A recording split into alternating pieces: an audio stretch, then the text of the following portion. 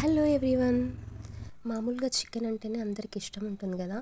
So పిల్లలు చాలా ఇష్టంగా తినే చికెన్ పచ్చడి నేను నా స్టైల్లో ఎలా చేశానో చూపిస్తాను మీకు. నేను 1 kg బోన్లెస్ చికెన్ తీసుకొని మంచిగా క్లీన్ చేసుకొని ఒక బౌల్లో వేసుకొని దాంట్లో కొంచెం సాల్ట్, కొంచెం పసుపు వేసి, కొంచెం ఆయిల్ వేసి బాగా మిక్స్ చేసుకొని అది మంచిగా మిక్స్ అయ్యేలా మిక్స్ చేసుకోవాలి. మనం క్లీన్ చేసుకునేటప్పుడు దాంట్లో వాటర్ లేకుండా చూసుకోవాలి. అయితే నేను పసుపు, ఉప్పు, కొంచెం ఆయిల్ ఆ 3 కలిపేసి మిక్స్ చేసుకుంటున్నాను.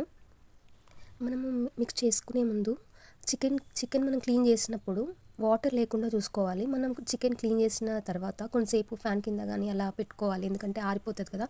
ఆరిపోయిన తర్వాత ఇలా మిక్స్ చేసుకున్నాను. చేసుకొని ఒక బౌల్ తీసుకొని ఫస్ట్ ఆయిల్ లేకుండా, ఎందుకంటే ఫస్ట్ చికెన్లోనే నేను ఉప్పు, పసుపు, ఆయిల్ వేసి మిక్స్ చేశాను కదా. అది డైరెక్ట్ నేను ఒక బౌల్ తీసుకొని అందులో ఆ బౌల్లో నేను ఆయిల్ లేకుండా డైరెక్ట్ నేను ఏదైతే మిక్స్ చేసుకున్నానో పసుపు, ఉప్పు, ఆయిల్ వేసుకొని మిక్స్ చేసుకున్నది డైరెక్ట్ ఆ బౌల్లో వేసేసి, ఆయిల్ లేకుండా, ఇంకా ఆయిల్ కూడా నేను ఏం పోయలేదు, డైరెక్ట్ వేసేసి అది డ్రై అయ్యేలాగా మంచిగా కలుపుకోవాలి. అందులో వాటర్ అనేది మొత్తం ఇంకిపోవాలన్నమాట. పచ్చడి కాబట్టి మనము కొంచెం వాటర్ లేకుండా మనం అలా వేయించుకుంటుంటే అందులో ఉన్న వాటర్ అంతా బయటకు వస్తుంది. సో ఇప్పుడు బయటకు వచ్చిన తర్వాత ఆ వాటర్ అంతా ఇంకిపోయిన తర్వాత మనం ప్రాసెస్ అనేది స్టార్ట్ చేసుకోవచ్చు. నేను ఆ బౌల్లో ఆయిల్ లేకుండా డైరెక్ట్ నేను మిక్స్ చేసుకుంది వేసాను కదా. సో వాటర్ అనేది ఇలా బయటకు వచ్చింది. ఆ వాటర్ అంతా ఇంకిపోవాలన్నమాట. కంప్లీట్గా ఇంకిపోయిన తర్వాత పచ్చడి అనేది పాడవదు. ఫస్ట్ మనం ఈ ప్రాసెస్ ఇలా స్టార్ట్ చేస్తేనే పచ్చడి అనేది 10 కాదు 15 డేస్, ఎన్ని డేస్ అయినా ఉంటుంది. పచ్చడి అనేది 3-4 టైమ్స్ ఆల్రెడీ నేను పెట్టాను. సో ఎప్పుడు నేను వీడియో తీసి నేను యూట్యూబ్లో పెట్టలేదు. సో నేను యూట్యూబ్ స్టార్ట్ చేసిన తర్వాత ఒకసారి పచ్చడి చేయాలని చెప్పేసి స్టార్ట్ చేస్తున్నాను. వాటర్ అనేది ఇలా ఇంకిపోయిన తర్వాత నేను ఒక బౌల్లోకి తీసుకున్నాను. మొత్తం కంప్లీట్గా వాటర్ అనేది ఇంకిపోయింది చూడండి. అలా ఇంకిపోయిన తర్వాత నేను ఒక బౌల్లో తీసుకొని మళ్ళీ తర్వాత ఆయిల్ పోసానమాట. ఆయిల్ పోసిన తర్వాత మనం ఏదైతే మనం తీసి పెట్టుకున్నామో అదంతా మళ్ళీ ఆయిల్లో వేసి మంచి రెడ్ కలర్ వచ్చేలాగా మనము వేయించుకోవాలి. చూడండి, కంప్లీట్గా అది మంచి రెడ్డిష్ కలర్లో రావాలి. అలా ఆయిల్లో వేయించుకోవాలన్నమాట. మంచి రెడ్ కలర్ వచ్చేంత వరకు మనం వేయించుకుంటూనే ఉండాలి, అలా కలుపుతూనే ఉండాలి. ఎందుకంటే ఆయిల్లో మనం వేయిస్తున్నాం కదా, అడుగంటే అవకాశం ఉంటుంది కాబట్టి మనం ఇలా ఎప్పటికప్పుడు కలుపుతూనే ఉండాలి. కింద మాడిపోతుంది కాబట్టి సో మనం ఎప్పటికప్పుడు అలా కలుపుతూనే ఉండాలి అడుగంటకుండా. సో నేను ఒక బౌల్లో కొన్ని ధనియాలు, కొన్ని మెంతులు ఇలా వేయించుకుంటున్నాను అనమాట. సో వేయించుకున్న తర్వాత అవి గ్రైండ్ చేసుకోవడానికి వేయించుకుంటున్నాను. మసాలాలు అనేది ఇంపార్టెంట్ దాంట్లో. సో ఆ ఫ్లేవర్ అనేది బాగుంటుంది కాబట్టి ఆ మసాలాలు అనేది కంపల్సరీ మనం వేయాలి. సో మెంతులు తర్వాత వేసి ఇలా వేయించుకుంటున్నాను. మెంతులు కూడా వేసాను అనమాట. సో ఇవి రెండు ఇలా వేయించుకున్న తర్వాత, బాగా వేగిన తర్వాత ఇవి పక్కకు తీసుకొని పెట్టుకుంటున్నాను. సో తర్వాత అందులోనే కొన్ని ఆవాలు కూడా వేసాను. ఆవాలు వేయించుకుంటున్నాను అనమాట. ఆవాలు వేసిన తర్వాత అవి వేగిన తర్వాత అవి కూడా పక్కకు తీసుకొని పెట్టుకుంటున్నాను. ఇవి వేగిన తర్వాత పక్కకు తీసుకొని పెట్టుకున్న తర్వాత కొన్ని మసాలాలు, ఇలాచి, లవంగ, చెక్క, ఇవన్నీ కొంచెం జీలకర్ర వేసి అవి కూడా వేయించుకుంటున్నాను అనమాట. గ్రైండ్ చేసుకోవడానికి ఈ మసాలాలు కూడా చాలా ఇంపార్టెంట్ అనమాట. అయితే ఇప్పుడు చికెన్ అనేది మంచి రెడ్ కలర్లో ఇలా వేగుతూనే ఉండాలి. ఈ ప్రాసెస్ అనేది కొంచెం లేట్ అవుతుంది, ఎందుకంటే అది రెడ్ కలర్ వచ్చే వరకు మనం ఆయిల్లో వేయిస్తూనే ఉండాలి.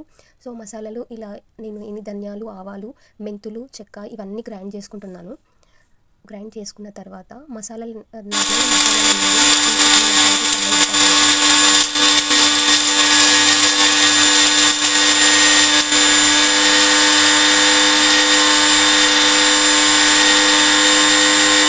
ఇలా గ్రైండ్ చేసుకున్న తర్వాత చికెన్ అనేది ఇలా కలర్ మారుతూనే ఉంటుంది. మనం ఆయిల్లో వేయిస్తున్నప్పుడు ఇలా కలుపుతూనే ఉండాలి.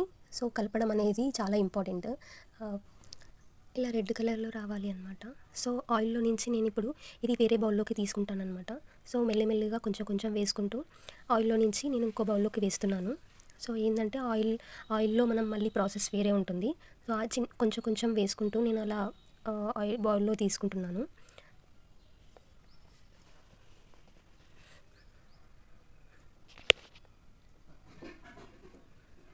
కంప్లీట్గా తీసేసుకున్నాను అనమాట. సో ఇలా రెడ్ కలర్లో రావాలి అండి, అంత చికెన్ అనేది రెడ్ కలర్లో రావాలి.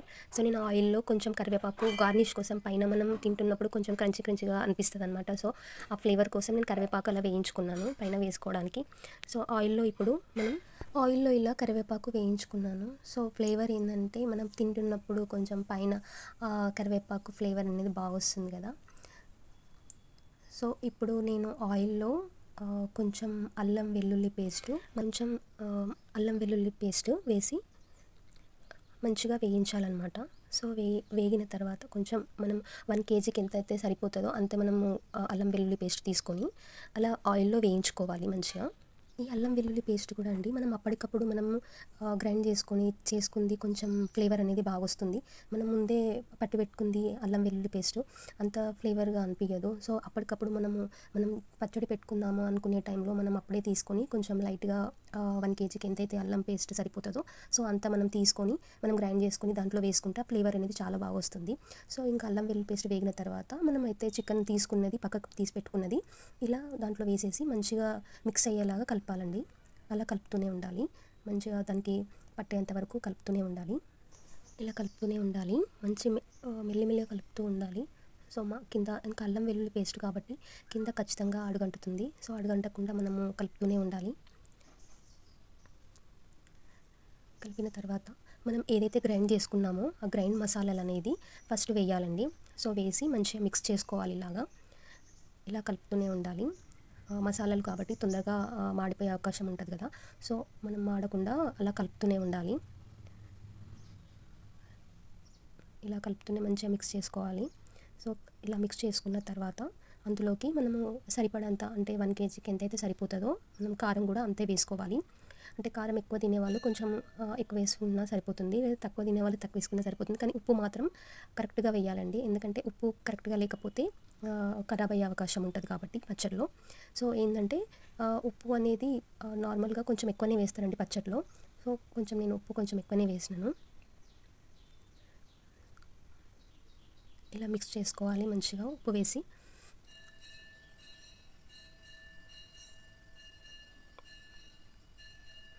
మంచిగా మిక్స్ చేసుకోవాలి అంతా కలిసేలాగా.